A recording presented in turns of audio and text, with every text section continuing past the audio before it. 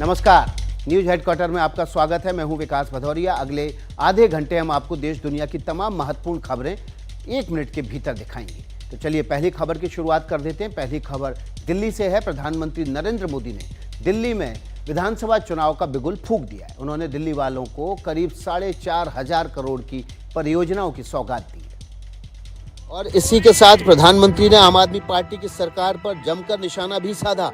प्रधानमंत्री ने कहा कि बीते 10 वर्षों से दिल्ली एक बड़ी आपदा से घिरी है। अन्ना हजारे जी को सामने करके कुछ कट्टर बेईमान लोगों ने दिल्ली को आपदा में धकेल दिया। प्रधानमंत्री ने झुग्गी बस्तियों में रहने वाले 1675 लोगों को स्वाभिमान फ्लैट की चाबी सौंपी और आम आदमी पार्टी पर इशारों में एक और बड़ी बात कह दी। मैं भी कोई शीश महल बना सकता था, लेकिन मेरे लिए तो मेरे देशवासियों को पक्का घर मिले, यही एक सपना था।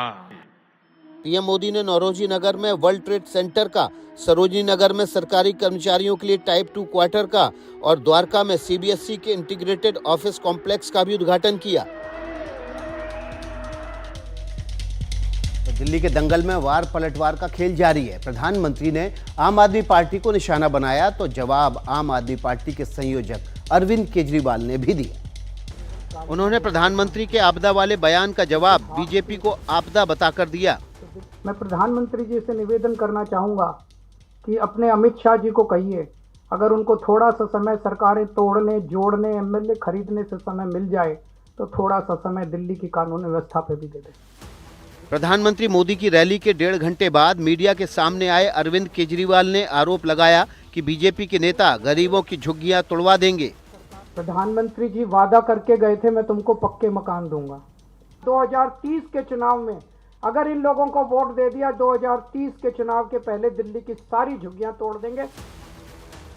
बीजेपी पर बुरी तरह भड़के अरविंद केजरीवाल ने बीजेपी पर दिल्ली वालों को धोखा देने का आरोप भी लगा दिया।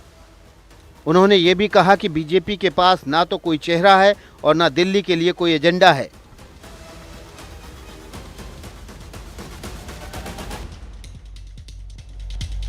चलिए बिहार चलते हैं। बिहार में कल बीपीएससी के प्री टेस्ट है। इससे पहले परीक्षा रद्द करने की मांग को लेकर पूर्णिया के सांसद पप्पू यादव के समर्थक सड़कों पर उतर आए। पप्पू यादव के समर्थकों ने बिहार बंद के दौरान पटना में रेल लाइन रोक दी और ट्रेन के इंजन पर चढ़ गए।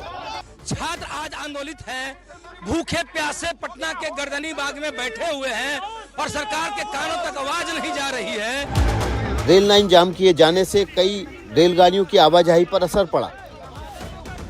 यही हाल सड़कों पर देखा। पप्पू यादव के समर्थकों ने बिहार के 12 जिलों में नेशनल और स्टेट हाईवे पर जाम लगा दिया। मेरी लड़ाई नाटक की 2 मिनट की औपचारिकता की नहीं है। मेरी लड़ाई लंबी है और इस लड़ाई को बहुत लंबी लड़ेंगे। सुप्रीम कोर्ट तक जाएंगे। कपिल सिब्बल जी से मेरी बातचीत हुई है। पप्पू यादव ने कहा कि ये जाम छात्रों को न्याय दिलाने के लिए किया गया है। अगर सरकार छात्रों की मांग पर ध्यान नहीं देती है तो आगे वैसा ही होगा जैसा छात्र चाहेंगे। बिहार सरकार बीपीएससी परीक्षा दोबारा कराने से इनकार कर चुकी है। छात्र इसका विरोध कर रहे हैं। बिहार से महाराष्ट्र चलते हैं। महाराष्ट्र की राजनीति में इन दिनों टूटे दिल जुड़ते हुए दिखाई दे रहे हैं। पवार फैमिली में पैकअप की अटकलों के बाद शिवसेना और बीजेपी के बीच भी कुछ ऐसा ही माहौल बनता दिखाई दे रहा है। इसका संकेत मिला उद्धव ठाकरे की शिवसेना के मुख्य पत्र सामना के संपादकीय में, जिसमें शिवसेना सांसद संजय राउत ने महाराष्ट्र के मुख्यमंत्री देवेंद्र फडणवीस की तारीफ के पुल बांध दिए। जब मंत्रिमंडल के कई मंत्री मलाईदार महकमों और विशेष जिले के ही पालक मंत्री पद के लिए अड़े हुए थे, मुख्यमंत्री फडणवीस गढ़चिरौली पहुंचे और उस नक्सल प्रभावित जिले में विकास के नए पर्व की शुरुआत की। इस कदम के लिए मुख्यमंत्री का अभिनंदन किया जाना चाहिए। देवेंद्र फडणवीस को उनका हमने आज अभिनंदन किया है, सराहना की। क्यों किया? एक अच्छा काम किया है सरकार ने। उद्धव ठाकरे की शिवसेना ने देवेंद्र फडणवीस की तारीफ ऐसे समय में की है जब एमबीए से नाराज दिख रहे उद्धव ठाकरे बीएमसी चुनाव अकेले लड़ने का फैसला कर चुके हैं। खास बात यह है कि एनसीपी एसपी सांसद सुप्रिया सुले ने भी मुख्यमंत्री के एक्टिव मोड की तारीफ की है। महाराष्ट्र से फिर वापस बिहार चलते हैं। बिहार के गोपालगंज से गुंडागर्दी की हैरान करने वाली तस्वीर आई है। यहां बेखौफ बदमाशों ने फायरिंग की, मारपीट कर 2 लोगों को घायल कर दिया। वारदात गोपालगंज के हथुआ थाना क्षेत्र के हथुआ बाजार में हुई। 6 बदमाशों ने एक दुकान में घुसकर मारपीट शुरू कर दी। इन लोगों ने दुकान में पहले से मौजूद एक आदमी को जमीन पर गिराकर पीटना शुरू कर दिया। मारपीट के साथ इन लोगों ने फायरिंग भी की, जिसमें 2 युवक घायल हो गए। भीड़ भरे बाजार में सरेआम हुई इस वारदात की तस्वीरें दुकान में लगे सीसीटीवी कैमरे में कैद हो गईं। वारदात की जांच कर रही पुलिस इसे आपसी रंजिश का मामला बता रही है। घटना का मुख्य वजह इनके बीच में पहले से विवाद चल रहा था और सागर पटेल का पूर्व में भी आपराधिक इतिहास रहा है। पहले भी इसके द्वारा धमकी दिया गया था। हम लोग सारे पहलुओं पे जांच कर रहे हैं। जल्दी हम लोग जो व्यक्ति शामिल थे उनकी गिरफ्तारी करेंगे। मारपीट और फायरिंग में घायल दोनों युवकों छोटू कुमार और अजित कुमार को इलाज के लिए अस्पताल में भर्ती कराया गया। डॉक्टर्स ने फर्स्ट एड देने के बाद दोनों को सदर अस्पताल भेज दिया। पुलिस ने अपराधियों की गिरफ्तारी के लिए टीम का गठन किया है। बिहार से चलते हैं मध्य प्रदेश के पीथमपुर में यूनियन कार्बाइड का जहरीला कचरा जलाए जाने के खिलाफ जबरदस्त हंगामा हो गया। हजारों की तादाद में लोग सड़कों पर उतर आए, जिन्हें काबू करने के लिए पुलिस को लाठीचार्ज करना पड़ा। सुबह अचानक करीब 1000 लोग उस तरफ बढ़ने लगे जहां जहरीला कचरा नष्ट किया जा रहा था। पुलिस और प्रशासन ने लोगों को तितर बितर करने के लिए हल्का बल का प्रयोग किया। भड़के लोगों ने पुलिस पर पथराव किया तो जवाब में पुलिस ने भीड़ को खदेड़ने के लिए लाठीचार्ज कर दिया।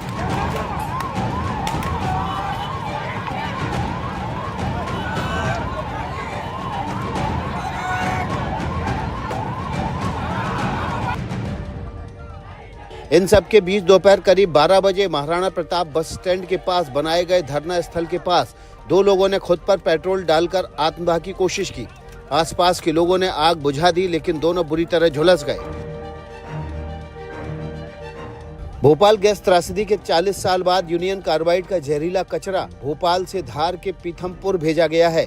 इसे पीथमपुर में ही जलाकर खत्म किया जाना है, लेकिन इलाके के लोग डरे हुए हैं। उनका कहना है कि उन पर इसका बुरा असर हो सकता है।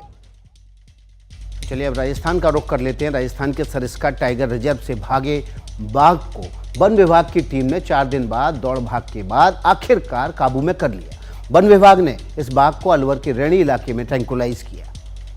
ये बाघ गुरुवार की रात से ही अलवर में चिल्की बाईपास रोड पर बने एक घर की रसोई में छिपा हुआ था। वन विभाग के अधिकारियों को खबर मिली तो सुबह वो पूरी टीम और साजो सामान के साथ पहुंच गए। इसके बाद सबसे पहले घर की घेराबंदी की गई, फिर उसे ट्रैंकुलाइज कर दिया गया। कठिन तो रहा, लेकिन अंत में ट्रैंकुलाइज हो गया तो अंत भला तो सब भला। टाइगर को जैसे ही ट्रैंकुलाइज किया गया, लोग इसे देखने के लिए जमा हो गए। सरिस्का से भागे इस बाघ को अब वापस सरिस्का में भेजने की तैयारी की जा रही है। इसके लिए टाइगर को रेडियो कॉलर भी लगा दिया गया है। इसी में वो बाघ है जिसको रेडियो कॉलर लगाया गया है और रेडियो कॉलर लगाने के बाद अब इसको सरिस्का ले जाया जा रहा है।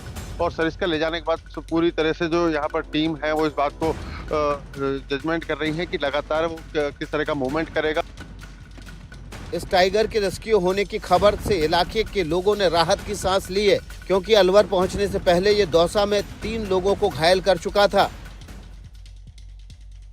बाघ के बाद अब तेंदुओं की खबर राजस्थान से भी है। ये खबर शहर उदयपुर में एक बार फिर से लोग तेंदुओं से डरे हुए हैं। उदयपुर के नया गांव तहसील में तेंदुए की मूवमेंट देख लोगों में दहशत है। उदयपुर के गांव लक्ष्मणपुरा उखेड़ी में तेंदुए ने एक गाय को अपना शिकार बनाया। गांव वालों ने जब उसे घेर कर पकड़ने की कोशिश की तो वो भाग निकला। इससे ग्रामीणों में दहशत का माहौल पैदा हो गया है। सूचना पाकर मौके पर पहुंची वन विभाग की टीम ने तेंदुए को ट्रैंकुलाइज किया, फिर अपने साथ ले गई। इस तेंदुए को जंगल में छोड़ा जाएगा। हालांकि गांव वालों का दावा है कि कस्बे में 1 नहीं 3 तेंदुए हैं। इससे पहले उदयपुर शहर में फतेह सागर झील के पास स्थित नीमच माता देवाली इलाके की एक कॉलोनी में भी लेपर्ड का मूवमेंट देखा था। लेपर्ड नीमच माता वन क्षेत्र की दीवार से होकर गुजर रहा था। यहाँ की सड़कों पर ही 22 दिसंबर को भी 2 लेपर्ड एक साथ देखे गए थे। इलाके के लोगों का कहना है कि अगर इस इलाके में घूम रहे 2 बचे हुए तेंदुओं को नहीं पकड़ा गया तो जिंदगी खतरे में पड़ सकती है।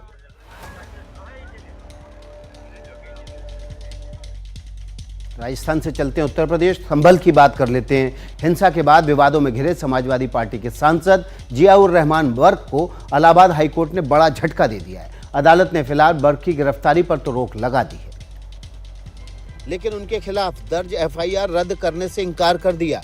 इलाहाबाद हाईकोर्ट ने बर्क की गिरफ्तारी पर फिलहाल रोक जरूर लगाई है, लेकिन इसमें कुछ शर्तें जुड़ी हैं, जो टूटी तो बर्क जेल में भेजे जा सकते हैं।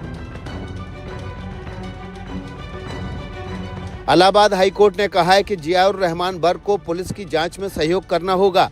पुलिस उन्हें नोटिस जारी कर पूछताछ के लिए बुला सकती है। अगर बर्क नोटिस देने पर भी बयान दर्ज कराने नहीं आते हैं और पुलिस की जांच में सहयोग नहीं करते हैं, तब उन्हें गिरफ्तार किया जा सकता है।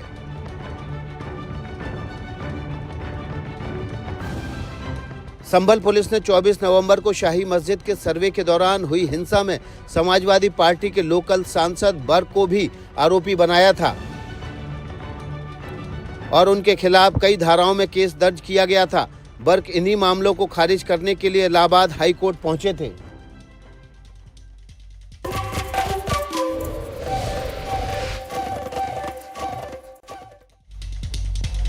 ब्रेक के बाद न्यूज हेडक्वार्टर में आपका स्वागत है। खबरों के सिलसिले को आगे बढ़ा लेते हैं। अमेरिका चलते हैं। अमेरिका में एक प्लेन उड़ान भरने के करीब 1 मिनट बाद हादसे का शिकार हो गया। यह हादसा साउथ कैलिफोर्निया में डिज्नीलैंड से करीब 10 किलोमीटर की दूरी पर हुआ। 4 सीटों वाले सिंगल इंजन प्लेन क्रैश की तस्वीरें साइट के सामने वाली बिल्डिंग में लगे सीसीटीवी कैमरे में कैद हो गई। वीडियो में साफ दिखाई दे रहा है कि प्लेन एक बिल्डिंग से टकराया और आग के बड़े गोले में बदल गया।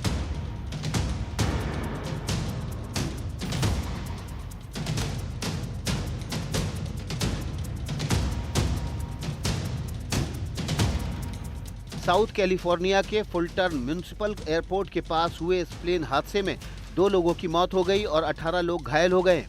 रेस्क्यू टीम ने 18 घायलों में से 10 को अस्पताल पहुंचा दिया, जबकि 8 घायलों को फर्स्ट एड देकर घर भेज दिया गया। हादसे में मारे गए 2 लोग प्लेन में सवार थे। गोदाम में काम करने वाले मजदूर थे, इसका पता नहीं चल पाया है। मीडिया रिपोर्ट्स के मुताबिक प्लेन जिस बिल्डिंग में टकराया वो गोदाम है, उसमें कपड़े और सिलाई मशीन रखी थी। आग से इस बिल्डिंग को भी काफी नुकसान पहुंचा है। प्रयागराज में महाकुंभ वैसे तो 13 जनवरी को शुरू होगा, लेकिन कुंभ नगरी में साधु संतों का मेला जुटा है।